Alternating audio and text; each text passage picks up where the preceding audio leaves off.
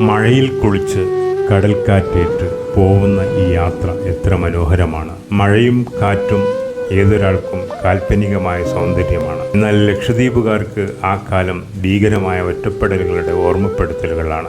മഴയും കാറ്റും കടലും ആകാശവും ഏകാന്തതയുടെ കരിമ്പടം മൂടി ഓരോ ദ്വീപിനെയും ഒറ്റപ്പെടുത്തുന്നു. മെയ് 15 ബോട്ട് കിളി ബന്ധാവും. തെക്ക് പടിഞ്ഞാറൻ കാറ്റ് സഞ്ചരിച്ചു വന്ന് അഹറബിൽ വന്നു വീഴും. പിന്നെ വർഷത്തിന്റെ അഥവാ വർഷകാലത്തിന്റെ കടന്നുവരവാണ്. ആദ്യകാലങ്ങളിൽ ഓടങ്ങളെല്ലാം പാണ്ഡ്യാലകളിൽ കയറ്റിവെച്ച് പത്തായത്തിൽ ശേഖരിച്ച നിത്യോപയോഗ സാധനങ്ങളിൽ ദ്വീപുകാർ ജീവിച്ചു തുടങ്ങുന്നു. തട്ടുകിലശം അഥവാ പകർച്ചവ്യാധി വന്നാലും നാട് കലങ്ങിയാലും പുറത്താരും അറിയാത്ത കാലം. എവിടെയോ യാത്രക്ക് പോയ ആൺകാറ്റ് തിരികെ വന്ന് അഹറബിൽ കല്യാണം കഴിച്ചു കൂടുന്നു എന്നാണ് പഴമക്കാർ പറയാറ്. സാധാരണ വീശുന്ന കാറ്റ് പെൺകാറ്റാണത്രേ. അരിശം മൂത്ത് കാറ്റും മഴയും കലുഷിതമാവുന്നതോടെ കാറ്റുകളുടെ ഹണിമൂൺ ആരംഭിക്കുമെന്നാണ് വിശ്വാസം. മത്സ്യത്തൊഴിൽ